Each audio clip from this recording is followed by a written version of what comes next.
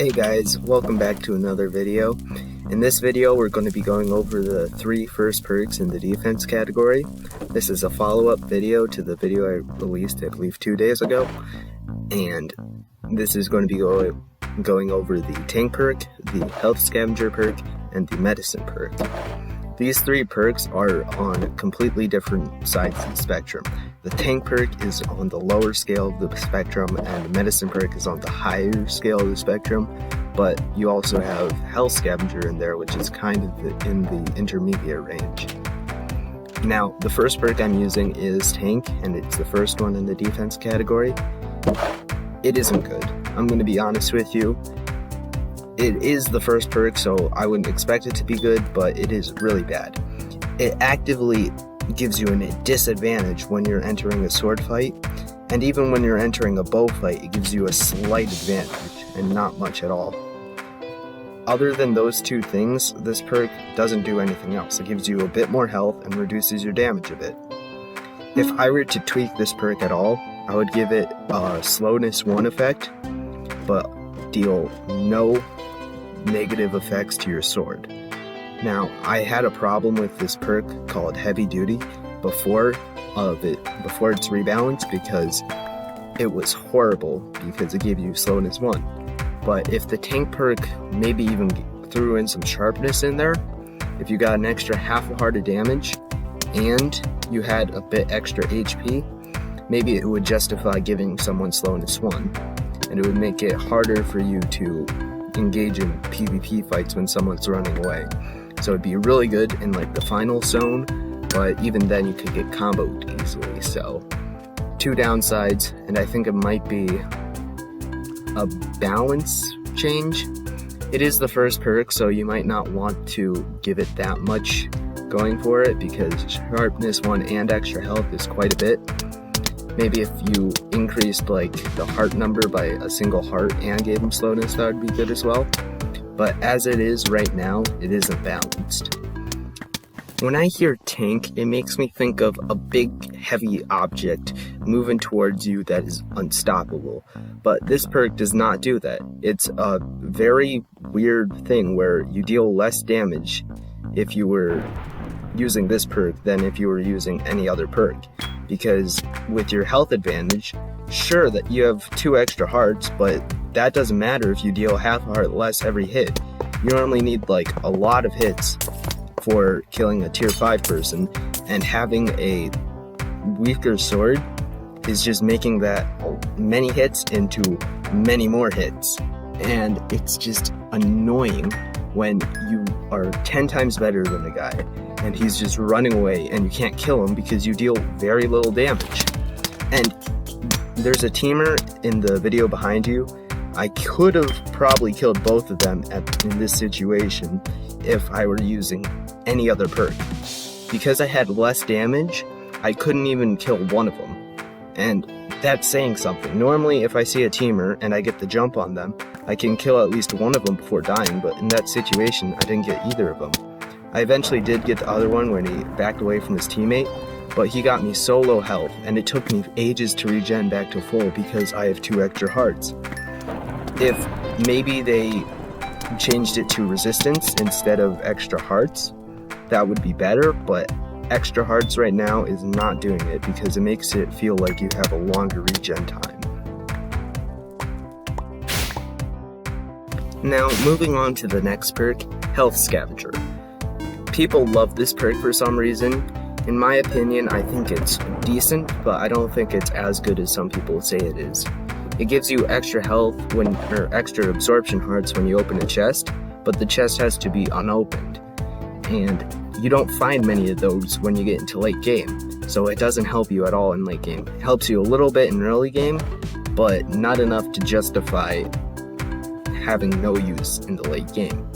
Many of the perks that I love to use set you up for late game pretty nice, like the Time Hoarder perk gives you so much time in late game that even if you don't have the best stuff, you still have so much time that you could normally just outlast the other person.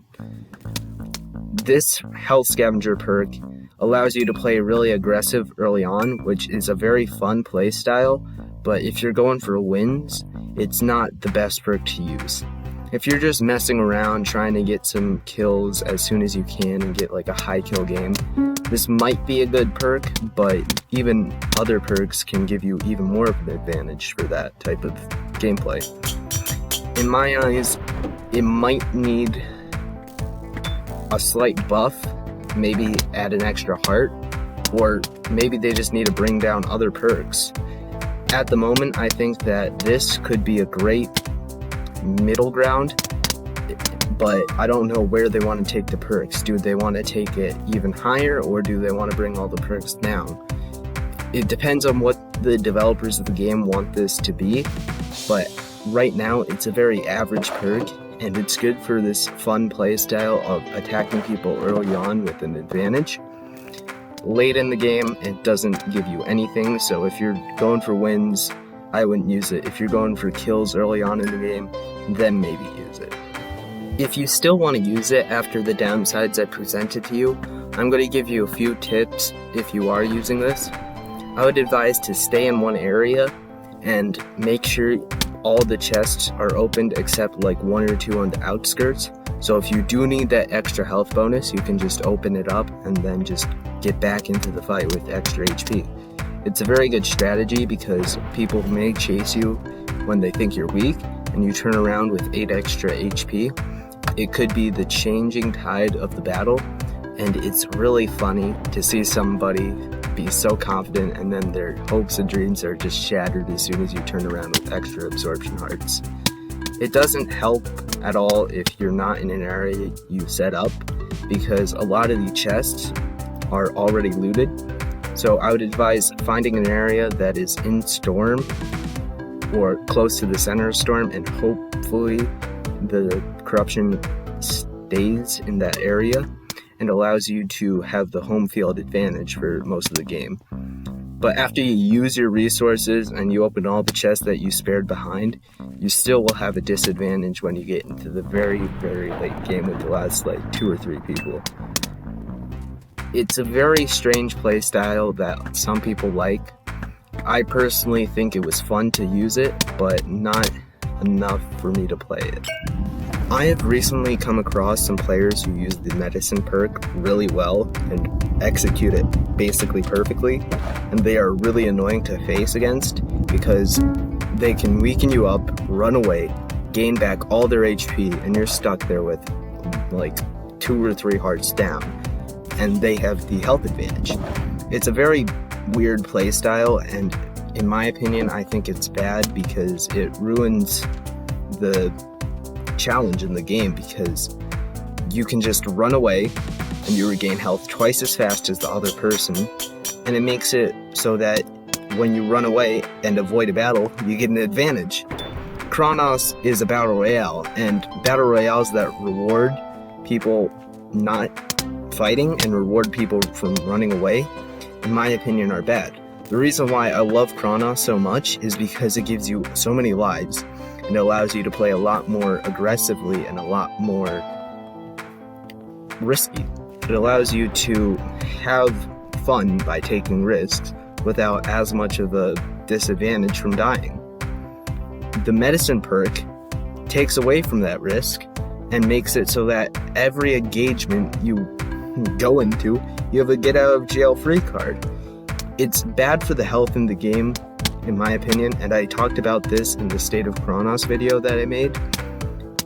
It's tainting the game, along with the scout perk, because these 2 perks reward running away. I get it, some perks need it, but to the scale that these perks give you and the advantage you get for using these perks are just way too far.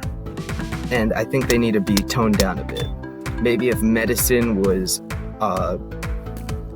item that you can activate, like a health kit that gave you like 3 hearts back and allowed you to regenerate, but you only got a few of them per game, kind of like the warp balls in the team category.